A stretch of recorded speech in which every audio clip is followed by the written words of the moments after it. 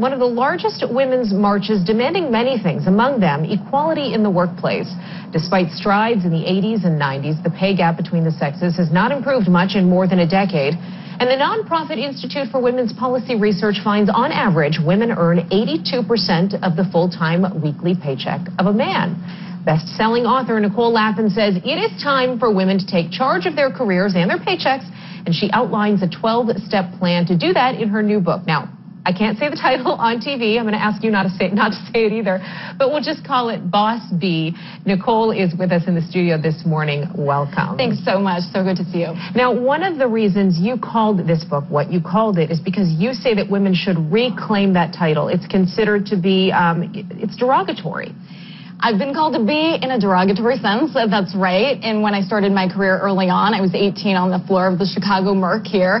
But what they meant was that I was strong, aggressive, ambitious, that not only did I want a seat at the table, but I wanted a voice there. And if that means I'm a B, then awesome. I'm a B, and I own that as a badge of honor. You say that women should run their careers like a CEO. You have 12 steps in order to do that. So how do you run your life like a business? So I break down Boss B into 3 sections. Being the boss of you, being the boss within a bigger company. So obviously, Tanya, you're entrepreneurial here at ABC. Or also being the boss of your own company. And as women in particular, we go through a lot of these different stages in our lives. Maybe we could work for somebody else, then maybe we could start a business, then maybe be a mompreneur, and then every permutation in between. And what's the constant there is you, the boss mentality, and your own brand. That's the only thing that's portable. One of the things that you talk about is asking for more, and specifically as it relates to salaries. We talked about the statistics. Women don't make as much as men do for the same work. So how do you ask for a raise? You have to ask. If you don't ask, the answer is no. 57% of men negotiate their salaries. How many percent do you think of women?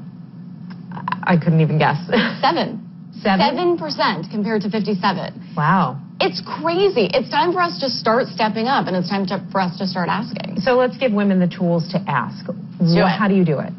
Okay, well, the first step is going in with a prepared presentation. It drives me crazy when women say, I'm just going to pop into my boss's office and say, hey, can I have 5 minutes? No. This is a serious conversation. You don't need to go straight up Tracy Flick, but you should create, the same type of thing that you would for any other serious business meeting. And that means get out some graphs. Get out some charts, bind that thing, give one to your boss so they can follow along, and then talk about your accomplishments vis-a-vis how it's helped the company at large. And then from there, what happens if your employer says, he calls your bluff and says, well, we just can't do this right now? You have to start thinking about your overall compensation package. So, of course, you get a base salary, but then you also get perks, right? So vacation time, maybe your cell phone is paid for. A lot of times, those perks are more valuable than a bump in your base salary, like working from home if you're a mom on 1 day a week, or if you have a dog. Dog walkers are super expensive. So go in and ask for a perks package if you can't get a bump in your base salary. And at what point do you pull the plug? At what point do you say, maybe I'm better off working for myself and following my dream, whatever that is? Entrepreneurialism is so much part of our zeitgeist. I have a show called Hatched every Saturday morning. It's on the 2nd season, and we talk to entrepreneurs all around the country. It's really about getting out of your system, the side hustle. You probably heard this phrase by now. So if you're dreaming of doing something, you're doodling like cupcakes on your work table or whatever, thinking you want to start a cupcake shop, try it and incubate it on the side. You could potentially hate it. That hobby could now become a jobby. Now you have to source flour, you have to do the accounting, you have to do the janitorial work, and you're like, no, peace out, I just want to bake cupcakes for my friends.